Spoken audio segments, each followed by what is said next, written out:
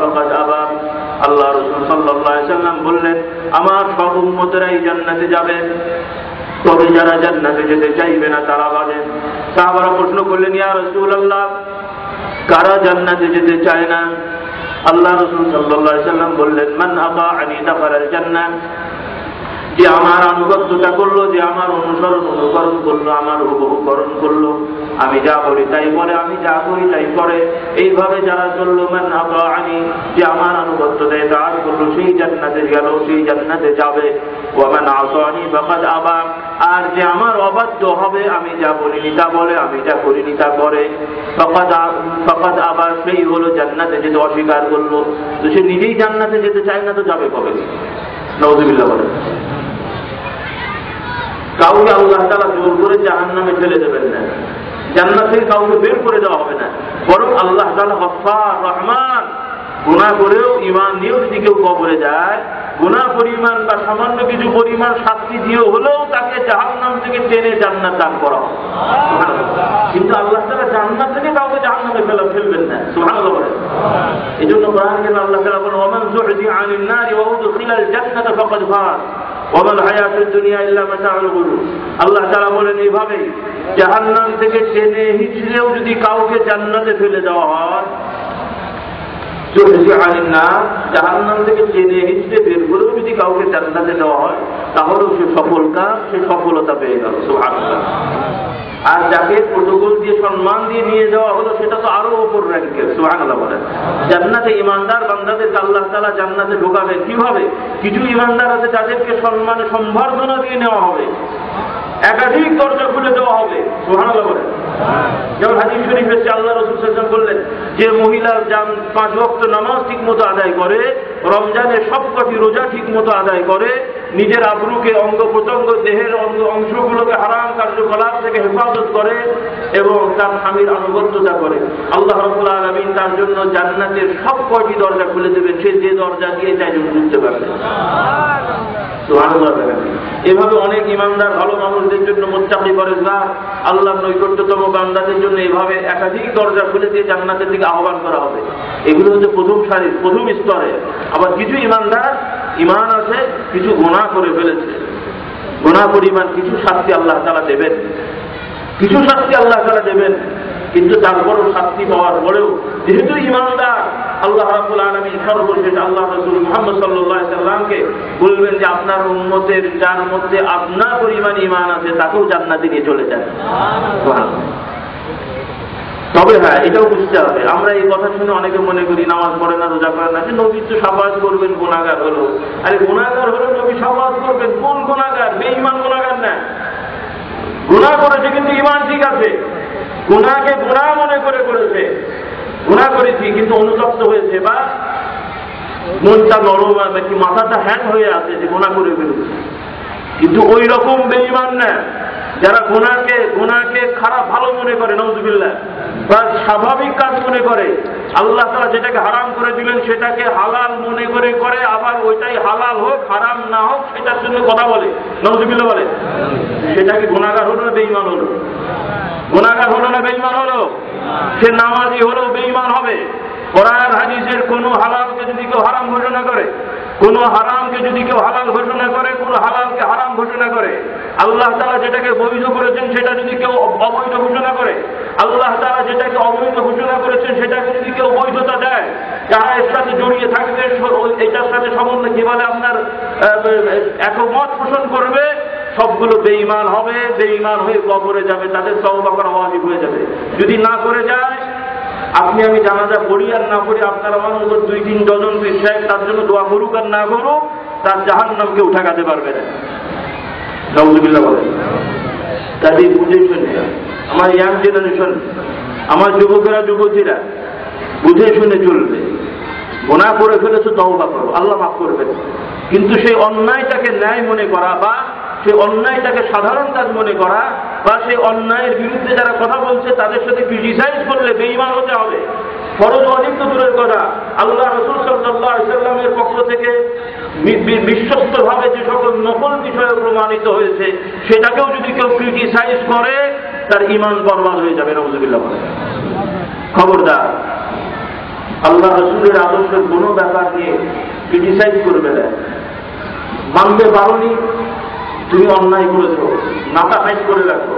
অন্যায় করে আবার চোরের মা বড় গলা করবে, এর থেকে আর বড় অন্যায় আছে নাকি?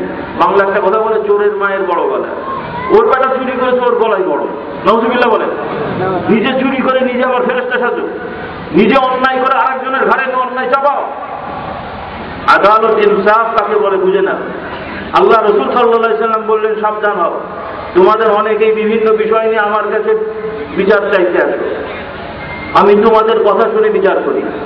তোমাদের কেউ হয়তো বেশি কথা বলতে পারে, যুক্তি তর্ক পেশ করতে পারে, তো আমার কাছে হয়তো মনে হবে যে যুক্তি তর্ক পেশ করে বললো তারই হতে হবে, মানে জিনিসটা হবে এইভাবে। যদি এরকম কারোর জন্য যদি আমি রায় দিই যে এই জিনিসটা তার নয়, কিন্তু তার বাকপটুকতার কারণে আমি মনে করলাম জিনিসটা তার, দিয়ে দিলাম, মনে করো না যে আমি দিয়ে দিলাম বলে সেটা হালাল হয়ে গেল। আমি তোমাদের কথার উপরে বিচার করে দিলাম, কিন্তু তুমি যে নিলে তোমার খেয়াল রাখতে হবে যে তুমি যদি আর একজনের হক চাতুরতা চালাকি করে যদি নিয়ে যাও, আল্লাহর দরবারে তোমাকে ধরা করতে হবে।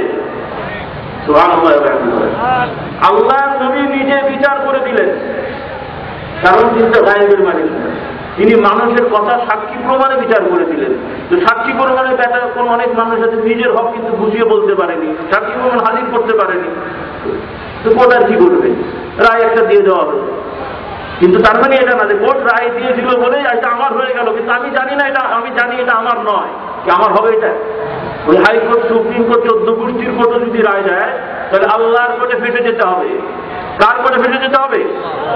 আবার এটা যদি জেনে শুনে রায় দেওয়া হয়, নির্দোষ মানুষকে ফাঁসিয়ে দিলাম, যে অবিচার, যে বিচার করলো সে বিচার করলো না, সে অবিচার করলো, সেও আল্লাহর দরবারে আসামি হয়ে হাজির হতে হবে তাকে।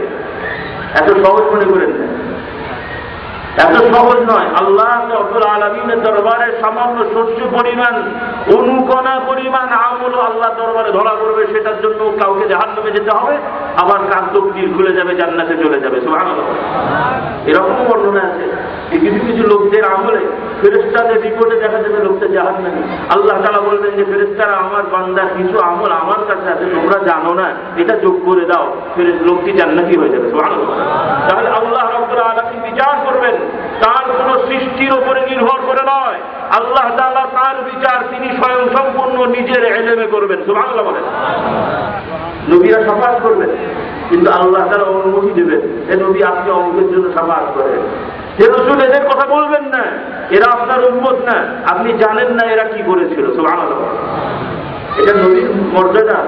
আল্লাহ তাআলা আল্লাহ রাসূলকে সম্মাননা দান করবেন, কিন্তু তার মানে এটা না যে আল্লাহ তাআলা ওই সময় নবীর উপরে সব ছেড়ে দিয়ে নিজে কি বলে অপশন নেবেন যে নবী বিচার করবে, আল্লাহ জান্নাত দান করবেন। নাউযুবিল্লাহ। মালিক ইয়াউমিদ্দিন, বিচার দিনের মালিককে, বিচার দিনের মালিককে। আলহামদুলিল্লাহি রাব্বিল আলামিন আর রহমানির রহিম মালিক ইয়াউমিদ্দিন। সকল প্রশংসা আল্লাহ, যিনি সবকিছু পরিচালনা করেন দয়ার সহিত, মায়ার সহিত, করুণা করে।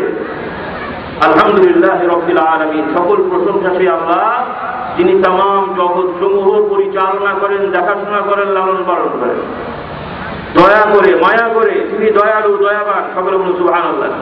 আর রহমানুর রহিম মালিক ইয়াউমিদ্দিন। দুনিয়ার সবকিছু তিনি পরিচালনা করেন দয়া করে, মায়া করে। বিচার দিনের মালিকও তিনি। বিচার দিনের মালিককে তিনি বিচার করবেন, ওই দিনের মালিক তিনি, কেউ মালিক নন। এক একজনকে এক এক ডিউটি দেওয়া হবে। কাজেই ভাইরা, আপনার আমার যত গোনা, সেটার জন্য মাপ, সেটার থেকে মাপ চাইতে হলে আল্লাহর কাছে চাইতে হবে। আপনার আমার যত হাওয়া, যত কিছু আছে, সেটাও আল্লাহর কাছে প্রার্থনা করতে হবে। আল্লাহ ছাড়া অন্য কারো কাছে মোতাবজ্জ হয়ে মুখ ফেরানোটাই হলো আল্লাহ ছাড়া অন্য কারো ইবাদত করা। এই জন্য আরবিতে বলা হয় ইবাদত কি, সংজ্ঞা দেওয়া হয়েছে, ওলামারা বলেন হুয়া আল ইবাদা হিয়া গায়াতুত তাযাল্লুলি ওয়াল খুদু'। শুধু সিজদা করা যায়, শুধু সিজদা করা, শুধু রুকু করা, শুধু এটাই ইবাদত না।